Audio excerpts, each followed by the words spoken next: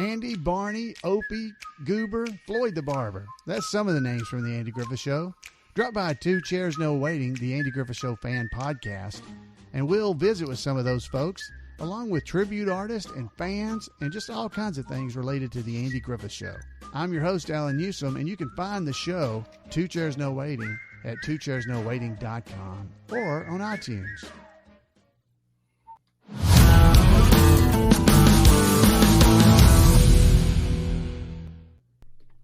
Howdy, partners. You're listening to Conversations with Jacob, hosted by my good friend, Jacob Waller. Make sure to check out the podcast where podcasts are available and check out the video version on YouTube. You can follow us on social media. Facebook is Conversations with Jacob. Twitter is at CWJ Podcast. And you can visit our website, conversationswithjacobpodcast.weebly.com. Hey, you got a show idea? Maybe a guest suggestion? Email us at conversationswithjacob@gmail.com. Now, here's your host, Jacob Waller. And what's going on, everybody? And Howdy, welcome partners. back to... Oh, Yep. Hang on a minute. There you go. All right, Jake. Today... Well, welcome back to another episode. It seemed like Jake Thorne wanted to go another round. But today, today's episode number 65, episode 65, which I kind of got caught off track with a Jake Thorne going there again. But anyways, welcome back. We got a good episode lined up for you this week, and we got a good guest lined up for you this week. But before we get to our guest, I want to make some announcements. If you haven't already checked out the website, conversationswithjacobpodcast.weebly.com, you can check out upcoming guests, past guests, and you can also contact us there as well. Also, if you like podcasts, and as you heard in the beginning, check out Two Chairs No Waiting, a Andy Griffith fan podcast hosted by my good friend, Mr. Adam Newsom. You can find it at twochairsnowaiting.com. Also on YouTube and iTunes.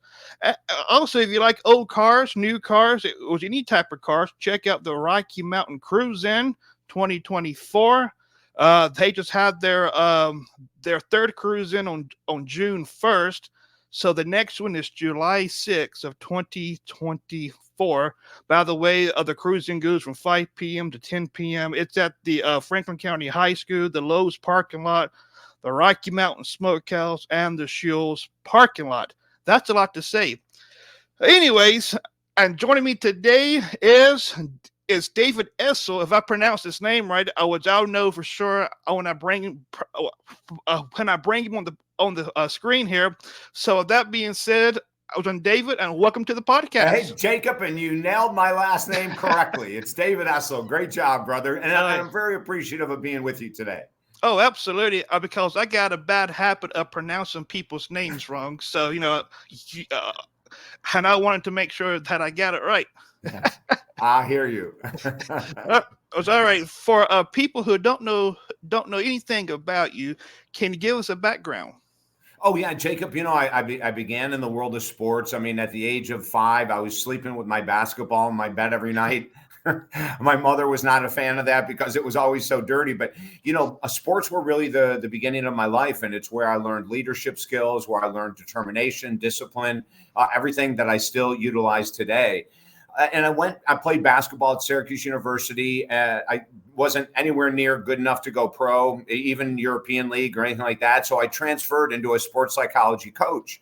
And I got my degree in therapy and counseling. And then starting in 1980 is when my career started. So we're talking 44 years ago or something like that.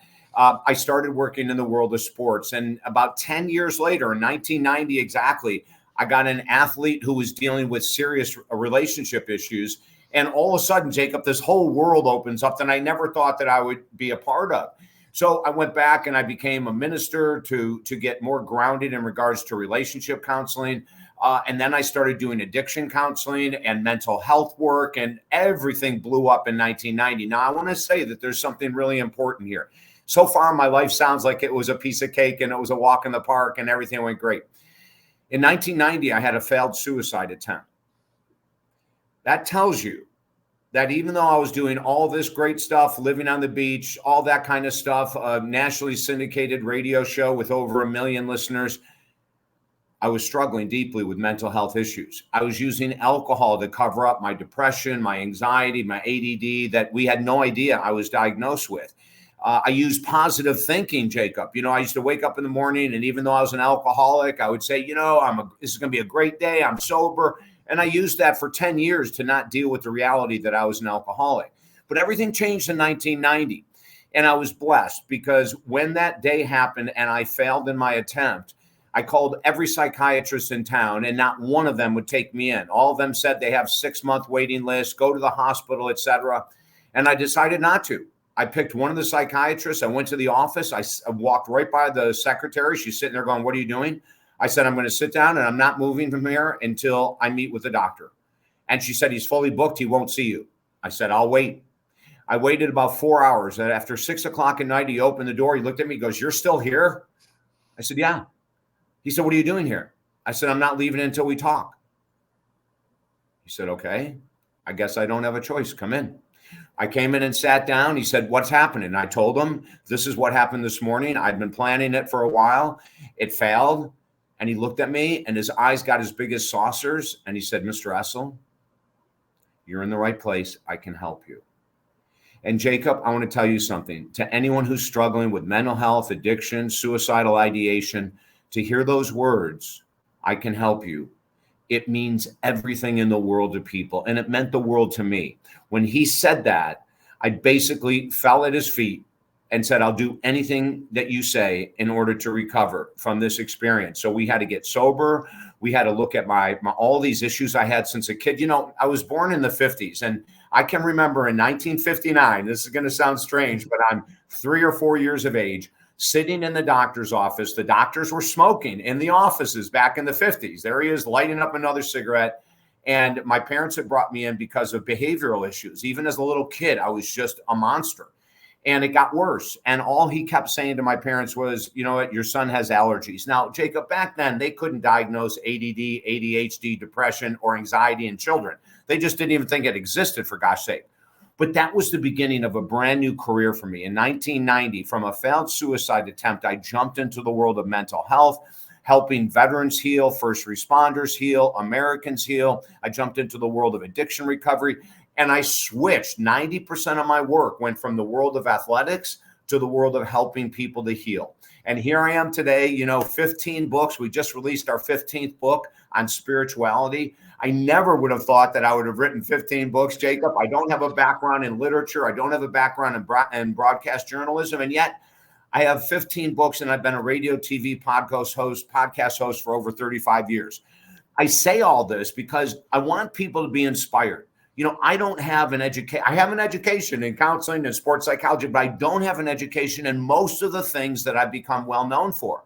So this message is massive. Do not let your lack of education get in the way of following dreams, pursuing dreams, going after things that are important to you. I just got off the phone with one of my clients today, and he said, "David," he goes, "I just met with someone who told me that if I don't get a master's degree in this field that I'm in, I'll never be successful." And that's not true. I said to him, "Look at your field and look at all the different certifications out there. And let me tell you something.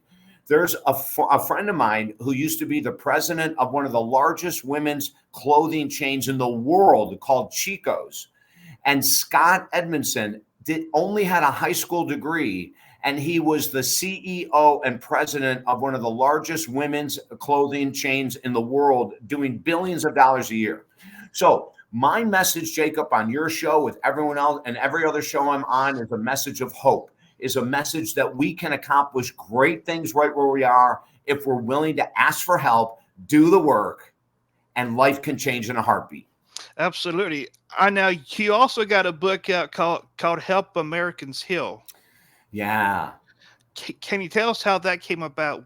Yeah, that's oh my God, it's a great question. When COVID hit, we didn't know what to do. Honestly, Jacob, TJ Torriello, my publicist, who you are working with, he and I were, our business went to nothing, right? People were not in their offices. People's finances were hurting.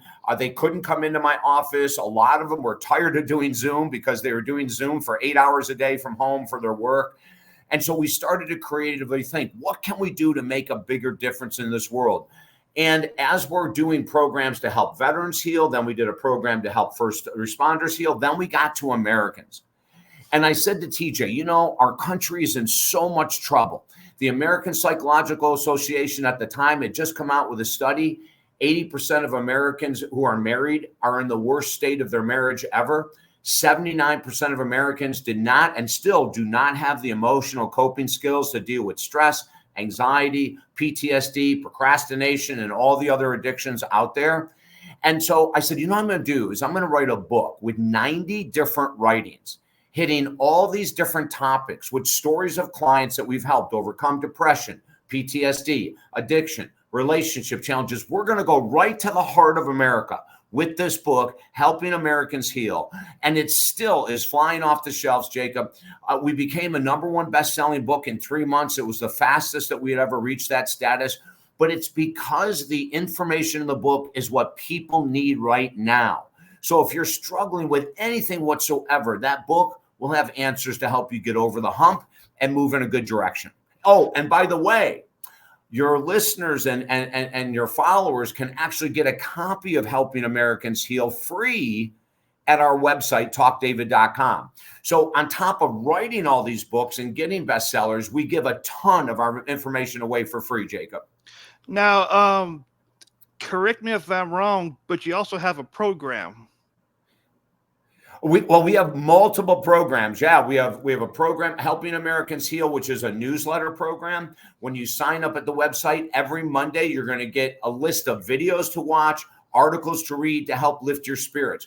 We also have programs on addiction recovery. Oh my gosh, there's so many problems with addictions in the world, everything from food to porn to alcohol to pot, you name it. I mean, social media addiction, video game addiction. So we have programs on addiction.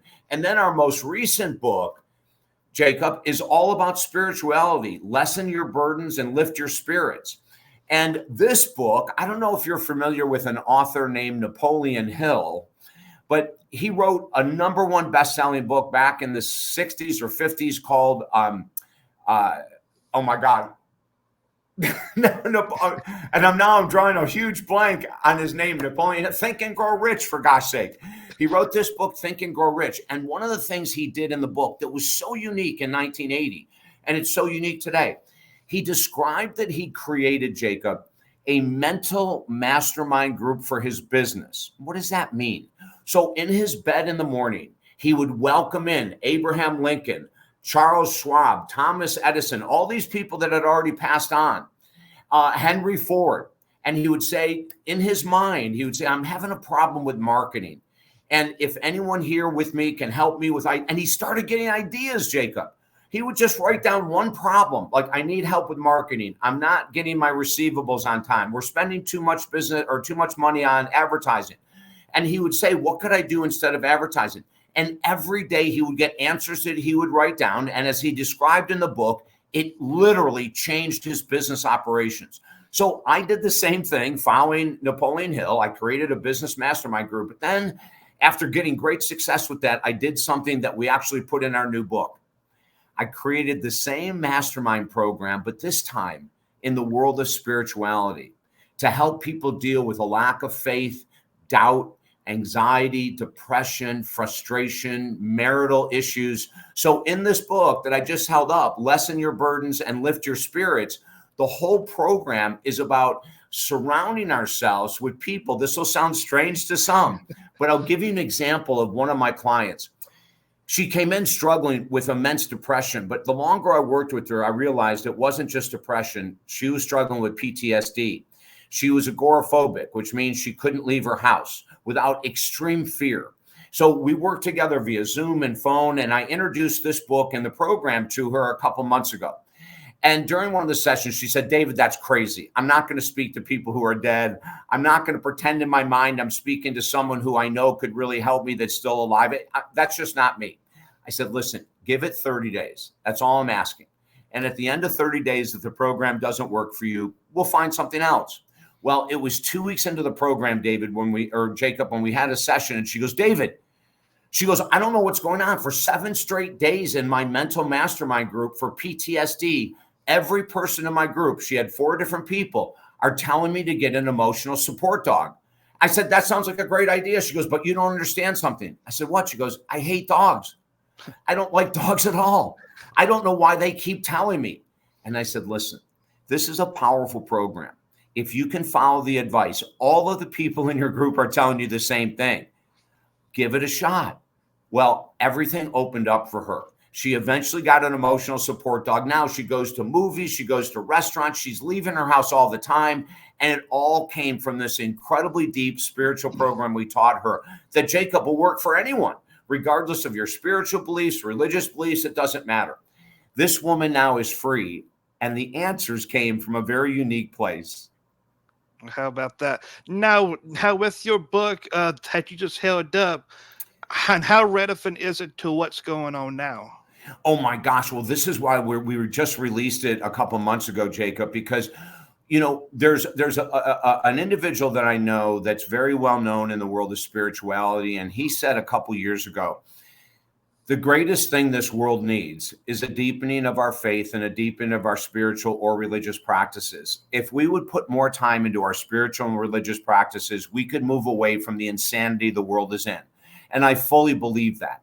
You know, if you look around, and I'm not just saying go to churches, but churches are losing the numbers of congregants left and right all over the country. Less people are going to church now than ever.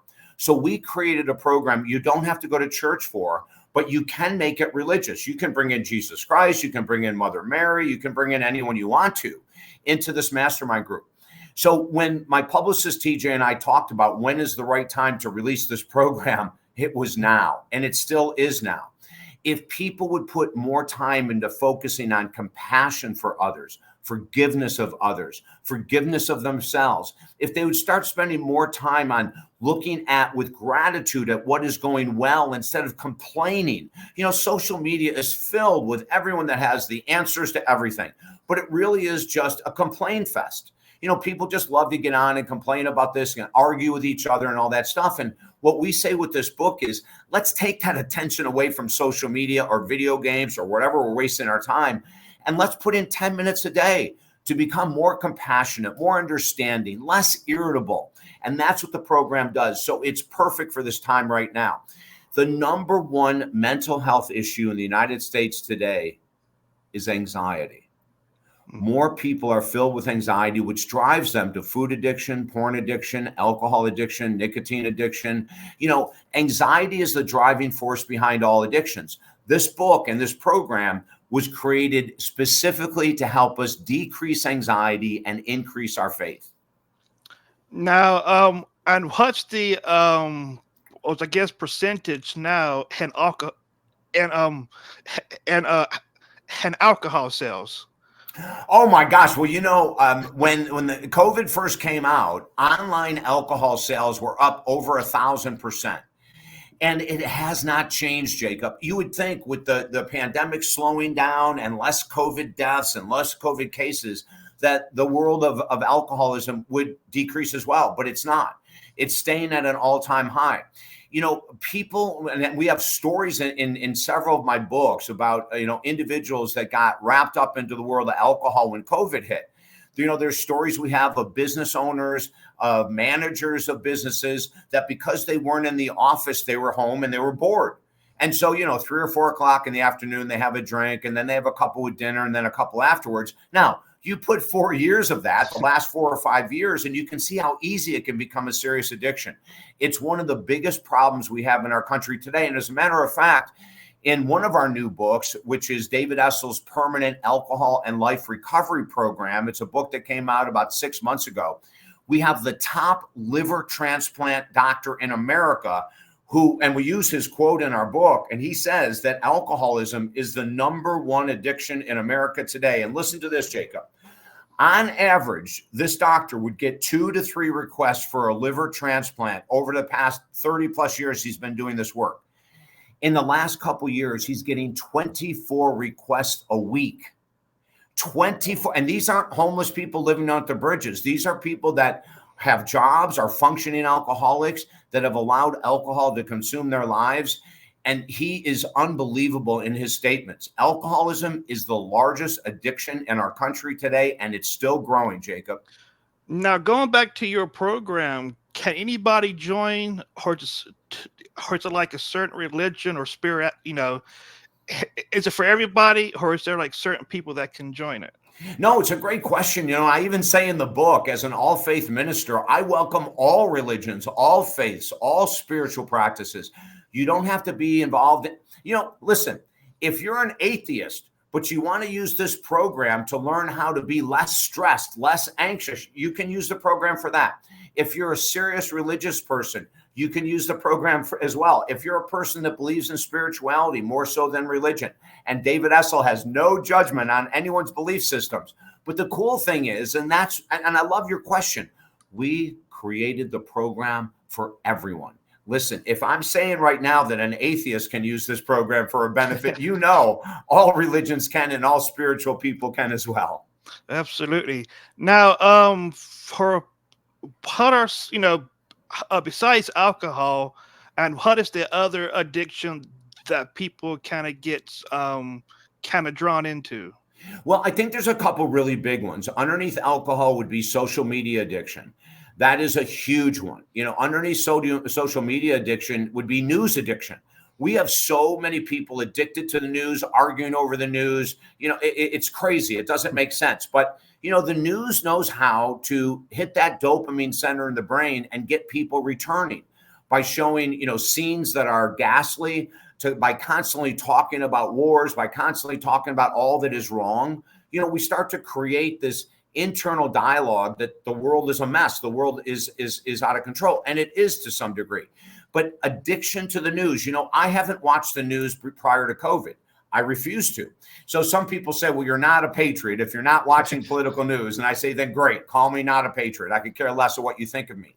But I am not going to let my brain get saturated with the insanity going on in the world. The fastest growing addiction is, believe it or not, is porn addiction. Porn addiction is out of control. I mean, listen, Jacob, I have 28-year-old men that have been addicted to porn for 10 years since the age of 18, and they cannot have sex with their girlfriends. They can't have sex with their partners. Their brain is called hijacked. It's been rewired. And when you're addicted to porn, you need newness all the time. You need new looks, new bodies, new actions, right? And so the person you're with is going to be the person you're with. They're pretty much going to look the way they are all the time. So these guys who are used to getting erect and getting hard over seeing different things on porn, and then they may have a beautiful girlfriend, but they're used to seeing the scenes change so rapidly that the brain gets conditioned that they need that to be excited. So there's a lot of addictions that have taken off, that are not healthy at all, and people are really struggling getting rid of them.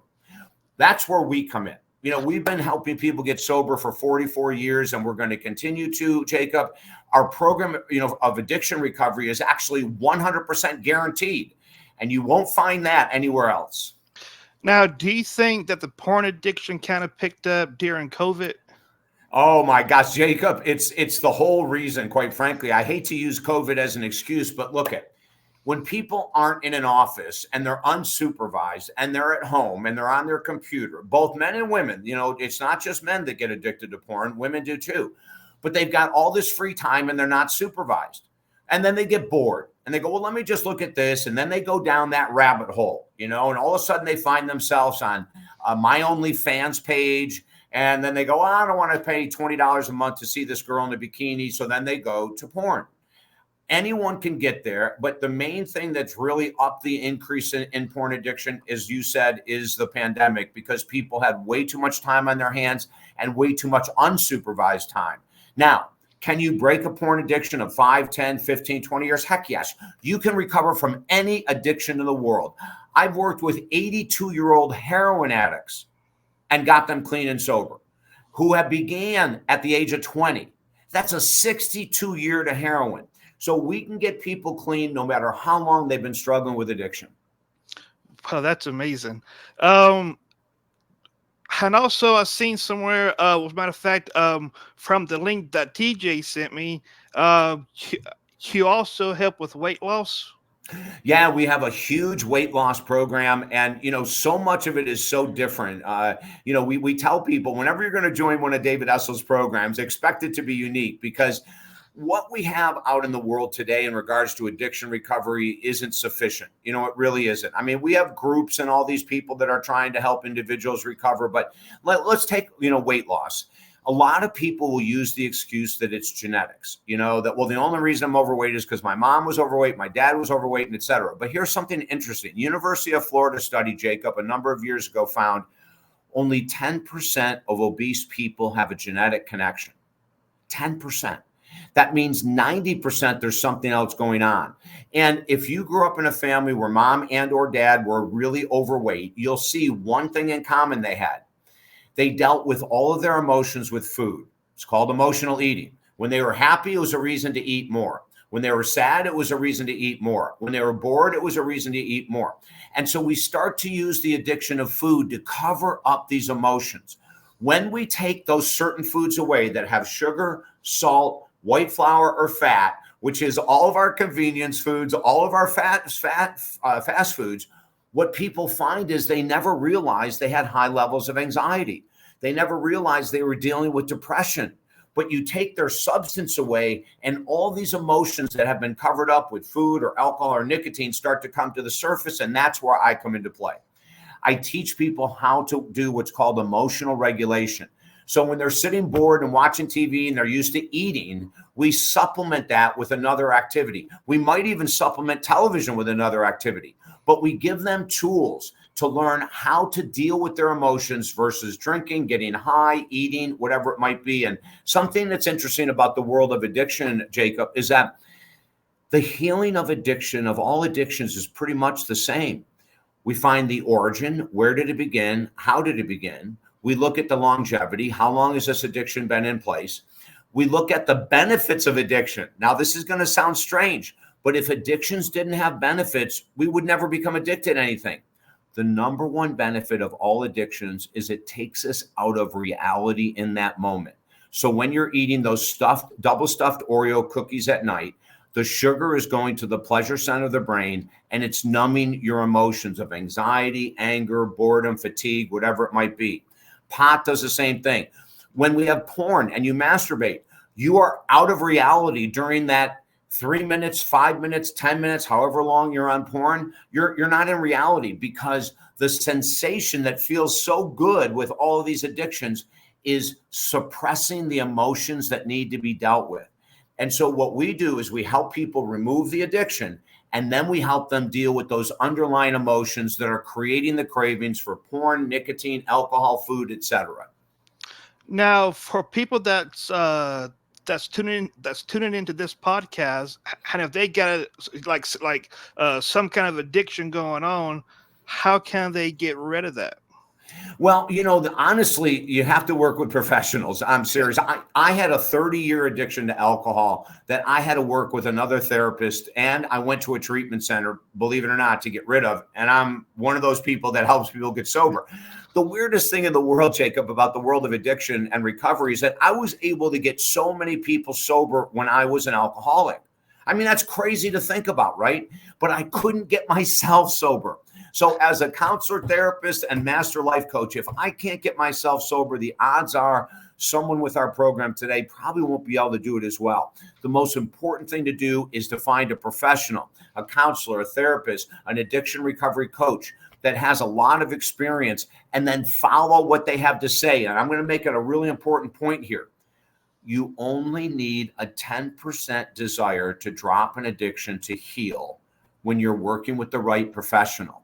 No one has ever called me or come into my office and said, David, I'm so excited to get sober today. I have yet to ever have that happen, Jacob. I don't expect it ever will. And so I say to people, no one's ever ready to get sober. I wasn't ready to get sober, but I went and did the work. And that was a long time ago. And my life has been free since then. So for people that is, for people that's going through porn or alcohol or drugs, how the only way that they could get clean is to go to someone that's like an expert at it, but so they can't get free by themselves? It's really hard. I mean, I have so many people I work with that say, you know, David, I've been trying to get clean for 15 years and I haven't been able to do it. It's really hard. Now, if you have, and this is going to sound funny, Jacob, but you know, if you've had a problem with alcohol for 2 days of your life, you can probably heal it on your own. Okay. If you've had 2 bad days in your life, you can probably do it by yourself. But most of us with addictions don't have it 2 days out of our life. We've had it for a while. It might be 7 days. It might be 2 days. Something interesting. The U.S. government came out with a study a number of years ago saying if you drink once a year, but you wake up with a hangover, you're an alcoholic because you don't have the control to stop drinking. And if you don't have the control to stop drinking, you might just have the gene for alcoholism, but the gene does not create the alcoholism. The gene is dormant until you drink alcohol. Now, in my family, I have the gene for alcoholism. My brother has the gene. We have an aunt that died of alcoholism, a horrendous death. So I know we have the gene, but I've been sober for so long because I haven't let alcohol touch my lips. So the gene is dormant. The gene to alcoholism does not create alcoholism. But if you have the gene and you have a couple drinks and you turn that gene on, that gene is going to encourage you to keep drinking and drinking and drinking like I did for 30 years. Now, for people that gets clean, you know, from alcohol or porn or whatever, how hard is it to not like go back to your old ways? Yeah. How hard is it not to relapse, right? Great question. If someone works with me, I tell them from day one until the day they're done, I'm going to give you a series of rituals to do on a daily basis. Reading, writing, deep breathing, prayer, maybe meditation, but I'm going to exercise. I'm going to give you a whole bunch of rituals. As long as you keep doing these rituals, journaling, etc., on a daily basis, you'll never have to worry about relapse. But if you stop doing the work that got you sober in my program, the odds are you're going to relapse. And here's something that happened recently. Actually, it happened 8 weeks ago, exactly today. I helped a gentleman get sober 15 years ago from a serious alcohol addiction. He almost lost his wife because she was going to divorce him. It was that bad. He was sober for 15 years. And then about 10 weeks ago, I get this text from him saying, David, you're not going to believe it. I need to talk to you right away. I knew what had happened. I picked up the phone, called him, and he said, he said, my wife is on my throat again. You and I did so much great work, and I relapsed last week. And I said, do you know why? He said, yes, I do. I stopped the program you taught me. I started pulling back. I got overconfident. I said, I've been doing this for 14 years. I don't need to do this and I don't need to do that. And it led to relapse. He said, just like you told me it would. Can I come back into your program and go through it again? So he came back in. He is strong as can be. And when he walked out, he said, you know what? I am never stopping these rituals. That's how important it is. Once you have a program of recovery, it becomes your lifestyle, Jacob, and you've got to keep it going for the rest of your life. And for people that's listening, and how can they get into your program? Yeah, go to our website, talkdavid.com. And when you go to talkdavid.com, it's an easy name to remember. And Jacob, it's all I do is talk. So it's an appropriate name for my website. Go to talkdavid.com. You'll see our program for alcohol recovery, addiction recovery. You'll see our program if someone wanted to become an addiction coach or a mental health coach. You'll see programs for mental health issues, relationship issues, self-esteem issues. I mean, everything in the world you can imagine is at talkdavid.com.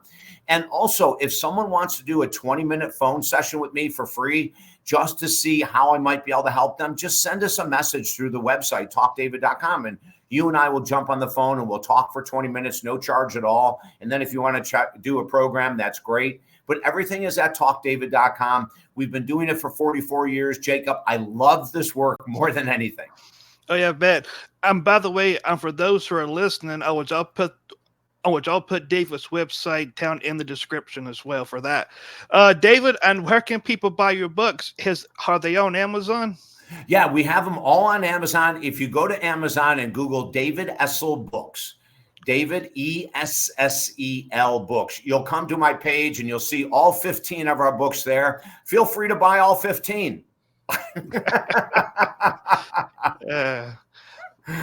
Now, did you ever think that you would write 15 books? Oh my gosh. Never, Jacob. Never in a million years. But I have to tell you something fascinating. In 1987, I met with a Vedic astrologer from India. Now, I'm not going to say that I'm a huge fan of astrologers or mediums or psychics or anything like that. I think there's probably some good ones and there's probably some not so good ones, but I'm not the expert here. Anyway, I sat down because there was a friend of mine that knew I was very deeply into spirituality. And he said, this guy's coming from India. He has a translator with him because he doesn't speak English, but he really wants to do a reading with you. Well, the reading went on for 4 hours, Jacob. And during this reading, he had done this whole chart thing. He said, you're going to write 17 books or more. Now, this is 1987. I had never thought about writing a book. I don't have a background. And I even said to him through his interpreter, what's he talking about? I don't have a background in literature. I don't know how to write a book. And the translator looked at me and said, David, you're going to be surprised that everything this gentleman is saying is going to come true. And here we are in 2024, Jacob. We have 15 of his proclaimed 17 or more books ever are already written. I mean, it was mind-blowing. No, I never thought I'd be an author. He knew I would be, and wouldn't you know, he was right. Well, I gotta ask, do you got 2 more books left in you? Because he says 17, so Yeah. do you got 2 more left in you? Yeah, you know what? I probably have 20 more, quite frankly. We have 2 more that are already in the writing. One is The Secret to Grief Recovery. That's one that we're working on right now. And the other one is a very different one. It's called The Happiest Man in the World, ... and how you can get there too. So we already have 2 books ready to start writing. And I have a feeling we're going to hit 20 or more, Jacob. Oh, yeah, absolutely. Now, and where can people find you on social media? You know, it's just my name, David Essel. So Facebook, LinkedIn, Instagram, etc. We're not on Twitter. But if you just Google David Essel, ESSEL, on any of those normal social media sites, you'll find me quite easily. All right. Before we wrap up the podcast, for the people that's tuning in, do you get any closing thoughts for the people that's tuning in to the podcast? Yeah, there's a lot of us that are struggling today, and it's okay to admit you're struggling. But one of the things I want you to really seriously do is pay attention to 4 things. What do you watch on a daily basis? What do you listen to on a daily basis? What do you read on a daily basis? And who do you hang out with on a daily basis? This is going to dictate how you can change your life. If you're reading, watching, listening to stuff that's conspiracy theory, news stuff, arguing stuff, it's going to be very difficult to be happy and to get out of the current situation you're in. If you're hanging around with people that are conspiracy people, gossipers, etc., it's going to be really hard to change your life. But here's the cool thing, Jacob. Everything that I just mentioned is in our control. We can change what we watch, listen to, read, and who we hang out with in a second. So evaluate, write down. Here's an exercise I'm going to give to everyone. Write down what you watch every day, and next to it, write down all of the positivity you get from that. Write down what you listen to every day, and then next to it, all the positive things you get from that. What you watch every day, who you hang out with. When you do an evaluation on paper, you might find out that you're watching way too much news, you're arguing way too much on social media, you've got friends that are outrageously negative or filled with addictions, and it might just be time to change what you watch, listen to, read, and who you hang out with. When you do that, your entire life will change. Well, I got to say, and that might be the best one yet, the best closing thought I've ever heard so far. So David, we want to thank you for coming on the podcast to talk about your books and addictions, and we of course, we might have to do this again in the future. Jacob, listen, just reach out to TJ. I'll come back with you in 30 seconds notice. I'll be ready. All right. Okay, David. Once again, I want to thank you for coming on. It was great being with you, Jacob, and good luck with your podcast. I know you're making a difference. Keep the work going. I appreciate that. And thanks for tuning in to this week's episode. Tune in next week for another interview. Until then, God bless, and we'll catch you right here next week.